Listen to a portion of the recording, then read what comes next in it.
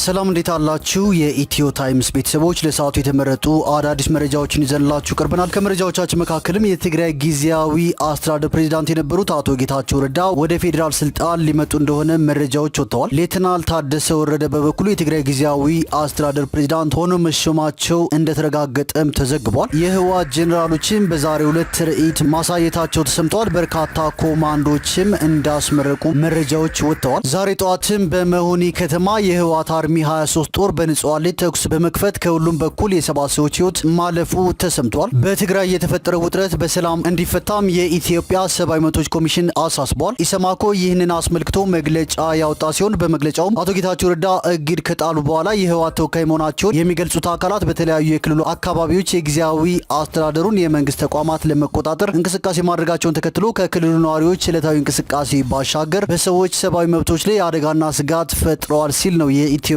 ሰብአዊ መብቶች ኮሚሽን መግለጫ ያወጣው። እነዚህ መረጃዎች በዜናችን በዝርዝር እናስደምጣቸዋለን። በደቡብ ኢትዮጵያ ክልል ወላይታ ዞን ዳሞት ወይዴ ወረዳ በአዴሳ ከተማ አካባቢ በደረሰ የትራፊክ አደጋ ከ14 በላይ ሰዎች ህይወታቸው ማለፉን የዞኑ ፖሊስ መምሪያ አዛዥ ኮማንደር ንጋቱ ተናግረዋል። አደጋው የደረሰባቸው ተጓዥ ምዕመናንም ከሻሸመኔ ቅዱስ ሚካኤል ቤተክርስቲያን የተነሱ ምዕመናን እንደነበሩ ታውቋል። ይህ አሳዛኝ ክስተትም የብዙዎች ልብ የሰበረ ሲሆን ብፁዕ አቡነ ይስሐቅ በወላይታ በሚገኙ ሁሉም አድባራትና ገዳማት ጸሎተ ፍትሐት እንዲደረግም አባታዊ መመሪያ ሰጥተዋል። ብፁዕ አቡነ ይስሐቅ በአርባ ምንጭ ዝጊት አቡዬ ንግስ በዓል አክብረው በመመለስ ላይ ሳሉ በተከሰተ የመኪና አደጋ ህይወታቸውን ላጡና ጉዳት ላስተናገዱ ምዕመናንም የተሰማቸውን ሀዘን ገልጸዋል። በተያያዘም ትናንትና አርቲስት ዮሴፍ ገብሬ ወይም ጆሲ እዛው አርባ ምንጭ ዝጊት አቡዬ ገብረ መንፈስ ቅዱስ ቤተክርስቲያን አደጋ ከደረሰባቸው ምዕመናን ጋር አብሯቸው እንደነበር አሳውቋል። አርቲስት ዮሴፍ ገብሬም በከባድ ሀዘን ውስጥ በመሆን መልእክት አስተላልፏል። ያስተላለፈውን መልእክትና የተሰሙትን መረጃዎች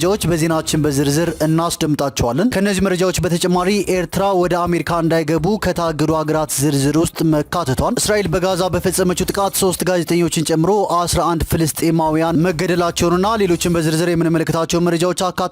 ቻናላችን ሰብስክራይብ በማድረግ የደወል ምልክቷን በመጫንና መረጃውም ለብዙዎች እንዲዳረስ ላይክ በማድረግ እስከ መጨረሻው አብራችሁን ቆዩ።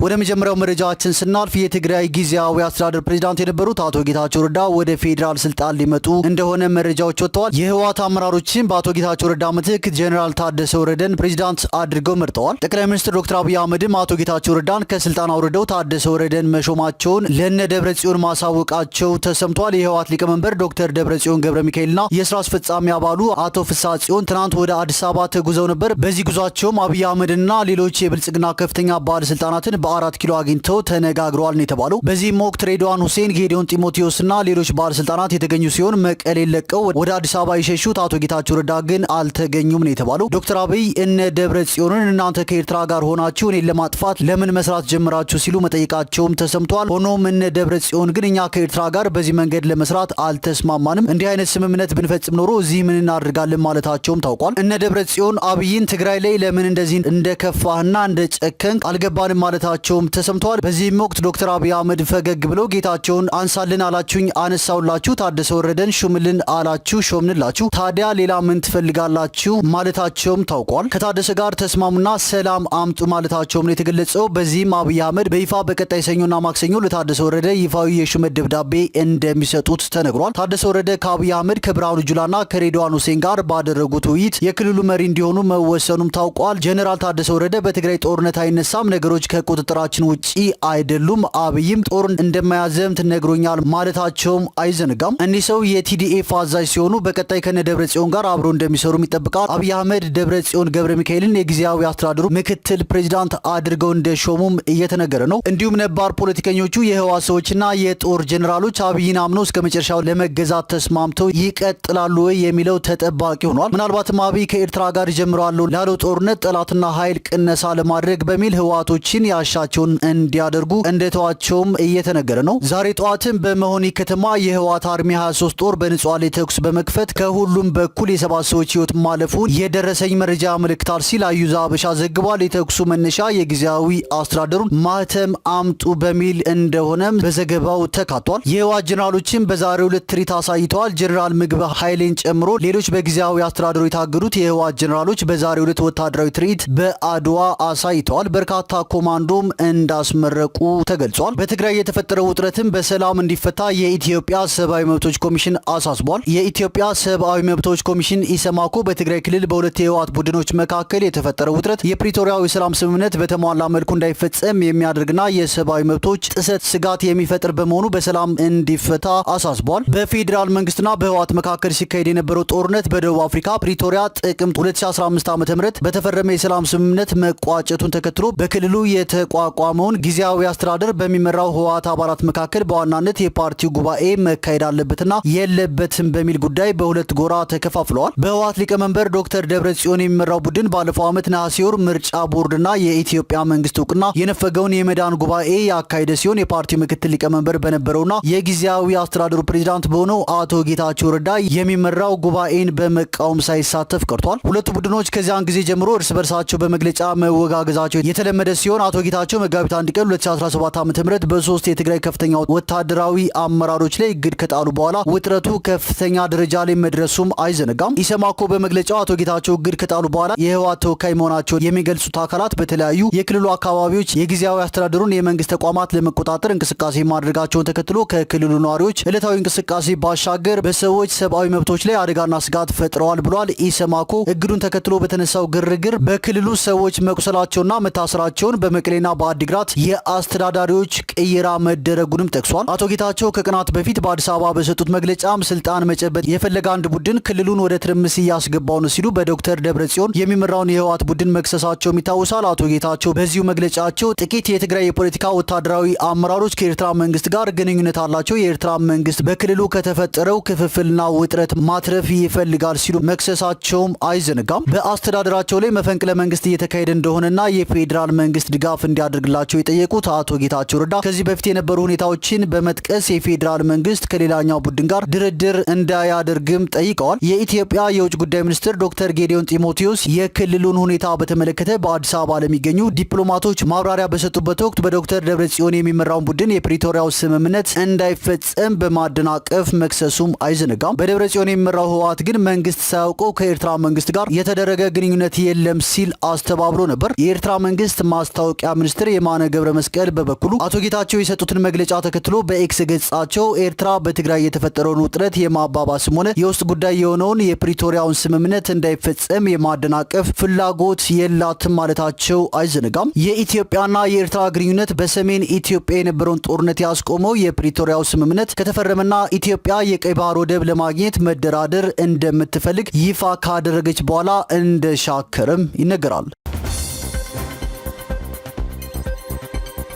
ወደ ቀጣዩ መረጃችን ስናልፍ ኤርትራውያን ወደ አሜሪካ እንዳይገቡ ከታገዱ ሀገራት ዝርዝር ተካታለች። የትራምፕ አስተዳደር 43 ሀገራት ላይ የቪዛ እግድ መጣሉም ተነግሯል። እግዱ 3 ክፍሎች ያሉት መሆኑን ጊዜያዊ እቅዱ እንደሚያሳይም ተዘግቧል። በዚህም በመጀመሪያው ምድብ ሙሉ ለሙሉ ወደ አሜሪካ እንዳይገቡ ከተከለከሉት ውስጥ ሶማሊያና ሱዳን ይጠቀሳሉ። ሰሜን ኮሪያም በዚህ ዝርዝር ውስጥ ተካታለች። በከፊል እግዱ ከተጣለባቸው ሀገራት መካከል ደግሞ ኤርትራ፣ ደቡብ ሱዳን እንዲሁም ማይናማር ይገኙበታል። በዚህም የእነዚህ ሀገራት ዜጎች በቱሪስት በትምህርትና መሰል ቪዛዎች ተከልክለዋል። ሌሎች ወደ 26 የሚደርሱ ሀገራት ደግሞ የጸጥታ ሁኔታቸው ወይም ለአሜሪካ መንግስት በ60 ቀናት ውስጥ በሚሰጡት መረጃ ላይ ተንተርሶ የሚወሰን እግድ ቀርቧል። የሀገራቱ ቁጥርም ከዚህም ሊጨምር ወይም ሊቀንስ እንደሚችል ተነግሯል። ወደ ቀጣዩ መረጃችን ስናልፍ እስራኤል በጋዛ በፈጸመችው ጥቃት 3 ጋዜጠኞችን ጨምሮ 11 ፍልስጤማውያን ተገድለዋል። በሰሜናዊ ጋዛ ቤት ላሂያ ከተማ በተሽከርካሪ ላይ የተፈጸመው የአየር ጥቃት 3 ጋዜጠኞችን ጨምሮ የ9 ፍልስጤማውያንን ሕይወት ቀጥፎ በርካቶችን ማቁሰሉም ተነግሯል። ተሽከርካሪ ውስጥ አልካሂር የተሰኘ የእርዳታ ፋውንዴሽን በቤት ላሂያ ከተማ የሚደረገውን ድጋፍ ሽፋን የሚሰጡ ጋዜጠኞችና ሌሎች ሰራተኞች እንደነበሩ ነው ሚኒስቴሩ የጠቀሰው። የእስራኤል ጦር በበኩሉ ተሽከርካሪ ውስጥ የነበሩ ሽብርተኞች ድሮን ማንቀሳቀሳቸውን በአካባቢው ለሚገኙ የእስራኤል ወታደሮች የደህንነት ስጋት በመደቀኑ ጥቃቱ መፈጸሙን ገልጿል። 6ቱ ህይወታቸው ያለፈ ፍልስጤማውያን የሐማስ ኢስላሚክ ጂሃድ አባላት መሆናቸውንና የተወሰኑ ታጣቂዎች በጋዜጠኝነት ሽፋን የሽብር ተግባር የሚፈጽሙ መሆናቸውንም ነው ያስታወቀው። የአየር ጥቃቱ በጥር 19 ቀን 2025 መተግበር የጀመረው የጋዛ ተኩስ አቁም አደጋ ላይ መውደቁን ያሳያልም ተብሏል። የፍልስጤም የጤና ባለስልጣናት እስራኤል በተኩስ አቁም ስምምነቱ ወቅትም ጥቃቷን እንዳላቆመች ይናገራሉ። የጋዛ የመንግስት የሚዲያ ጽህፈት ቤት ኃላፊ ሳላማ ማሩፍ የእስራኤል ጦር ለትናንቱ የአየር ጥቃት ያቀረበውን ምክንያትም ውድቅ አድርገዋል። በድንኳን ውስጥ ለተጠለሉ ሰዎች ድጋፍ ለማድረስ ሲንቀሳቀስ የነበረው ቡድን አባላት ሁሉም ንጹሃን ናቸው፣ በተከለከለ ስፍራ አልነበሩም፣ ለእስራኤል ወታደሮች ምንም አይነት ስጋት የሚደቅን ተግባር አልፈጸሙም ብለዋል። እስራኤል በማዕከላዊ ጋዛ ጆሃር ኤልዴክ ከተማ በፈጸመችው ጥቃትም 2 ፍልስጤማውያን መገደላቸው ተገልጿል።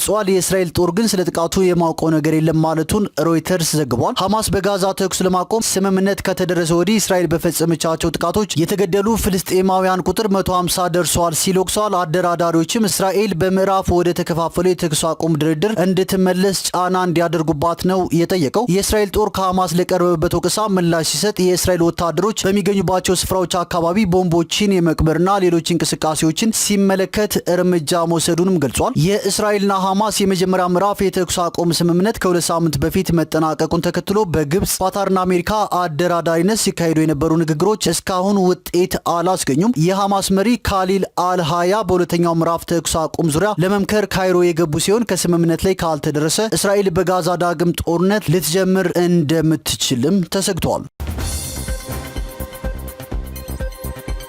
ወደ መጨረሻ መረጃችን ስናልፍ በደቡብ ኢትዮጵያ ክልል ወላይታ ዞን ዳሞት ወይዴ ወረዳ በአዲሳ ከተማ አካባቢ በደረሰ የትራፊክ አደጋ እስካሁን ባለው የ14 ሰዎች ሕይወት ማለፉን የዞኑ ፖሊስ መምሪያ አዛዥ ኮማንደር ንጋቱ ጌታቸው ተናግረዋል። አደጋው ትናንት ከምሽቱ 11 ሰዓት ተኩል አካባቢ እንደደረሰም ገልጸዋል። ከአርባ ምንጭ ወደ ሻሸመኔ ይጓዝ የነበረ ሰሌዳ ቁጥሩ ኮድ 3 ኦሮ 31157 የሆነ መኪና በአዲሳ ከተማ አካባቢ ሲደርስ ለጊዜው መንስኤው ባልታወቀ ምክንያት ወንዝ ውስጥ ገብቶ አደጋው መድረሱን አስታውቀዋል። በአደጋው ሹፌሩና ረዳቱን ጨምሮ የ14 ሰዎች ህይወታቸው ወዲያውኑ ሲያልፍ በ21 ሰዎች ላይ ከባድ፣ በ6 ሰዎች ላይ ደግሞ ቀላል ጉዳት መድረሱን ገልጸዋል። ከሟቾቹ 12 ወንዶች፣ 2 ሴቶች መሆናቸውን የገለጹት ኮማንደር ንጋቱ ከባድና ቀላል ጉዳት የደረሰባቸው ተጎጂዎች ወደ ኦቶናና በአዲስ አበባ ሆስፒታል ተወስደው ሕክምና እየተደረገላቸው መሆኑንም ተናግረዋል። መኪናው በአጠቃላይ 46 ሰዎችን አሳፍሮ ይጓዝ የነበረ ሲሆን 5 ሰዎች ያለምንም ጉዳት ከአደጋው መትረፋቸውንም ገልጸዋል። አደጋው መድረሱን ተከትሎ ብዙዎች ሀዘናቸውን እየገለጹ ይገኛሉ። ሀዘናቸውን ከገለጹት ውስጥም ብፁዕ አቡነ ይስሐቅ ይገኙበታል። ብፁዕ አቡነ ይስሐቅ በአርባ ምንጭ ዝጊት አቡዬ የንግስ በዓል አክብሮ በመመለስ ላይ ሳሉ በተከሰተ የመኪና አደጋ ህይወታቸውን ላጡና ጉዳት ላስተናገዱት ምዕመናን የተሰማቸውን ሀዘንም ገልጸዋል። የእግዚአብሔር ፈቃድ ሆኖ በአደጋው ምክንያት ከስጋ ድካም ላረፉ ወንድምና እህቶች በወላይታ በሚገኙ ሁሉም አድባራትና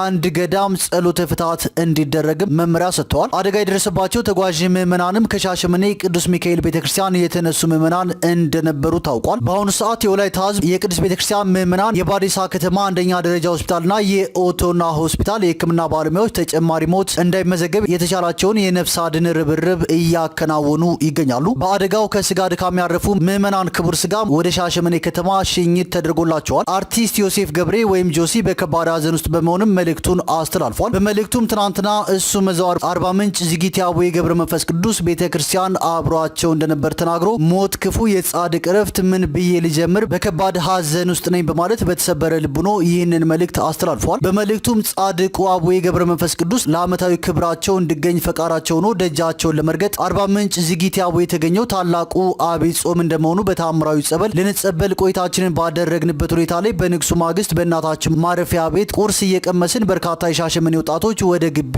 ይገባሉ። ለቤተ ክርስቲያኗ ስጦታና ስለተደረገላቸውም ስለታቸውን ሊሰጡ ገቡ። የኔና የወጣቶቹ ትውውቅ በዚህ ይጀምራል። በመሃል የማህበሩ ሙሴ ወጣት መለሰ ጫካ ጆሲን ስለማናገኘው ፎቶና ቪዲዮን እነሳ ታሪካዊ ቀን ነው ብሎ ሀሳብ ሲያቀርብ እኔም ከተቀመጥኩበት ተስፈንጥሬ የተነሳው በእምነት ጥንካሬያቸው ቀናው፣ ኮራውባቸው፣ ደስ ማለኝ፣ የደስታ እንባይን አነባው። በተለመደው አገራችን ባህልና መልካም ልማድ መንገደኛ የሚገጥመው አይታወቅምና እህል ቅመሱ ስላቸው እሺ ብለው በደስታ የመጨረሻውን በረከተ ቁርስ አብረን ቀምሰን ተመራርቀን ተለያየን በማለት ጆሲ መልእክቱን አስተላልፏል። አስከትሎም ከጠዋቱ 3 ሰዓት ከአጸደ ግቢው ወደ መኪናቸው ጉዞ ጀመሩ። አመሻሹን ከቀኑ 11 ሰዓት ተኩል ላይ ወላይታ ሶዶ በኦዴሳ ወንዝ ሲደርሱ መኪናው ፍሬም በጥሶ ከተሳፋሪዎቹ መካከል 15ቱ ምዕመናን ህይወታቸው ማለፉን ሰማን። እጅግ ልብ ይሰብራል፣ ማመን ከበደኝ። እነኛ ድንቅ ባለጽናት ኦርቶዶክሳውያን ለካንስ ጆሲን ስለማናገኘው ፎቶና ቪዲዮ እንነሳ ታሪካዊ ቀን ነው ያሉት የእስከ ወዲያኛው ስንብት መሆኑን ስረዳ ሞት ክፉ ብዬ ከልቤ መሪር ሀዘን ተሰማኝ። ከሻሸመኔ በፍጹም እምነት ለ5ኛ ጊዜ ዝጊት አቡዬ ተሳልመው ተጸብለው ስለታቸውን አድርሰው ለንሳ በቅተው የቤተክርስቲያን ሐዲስ ኪዳን መጽሐፍ የድጋፍ ስጦታቸው ላይ ፊርማቸውን አኑሮ መስዋዕት መሆናቸው ሲገባኝ የጻድቃን እረፍት ነው አልኩ በማለት በመሪር ሐዘን አርቲስት ዮሴፍ ገብሬ ጆሲ መልእክቱን አስተላልፏል። ኢትዮ ታይምስ ሚዲያም ለቤተሰቦቻቸው ለጓደኞቻቸውና ለወዳጅ ዘመዶቻቸው እንዲሁም ለመላው ኦርቶዶክሳውያን መጽናናትን ይመኛል።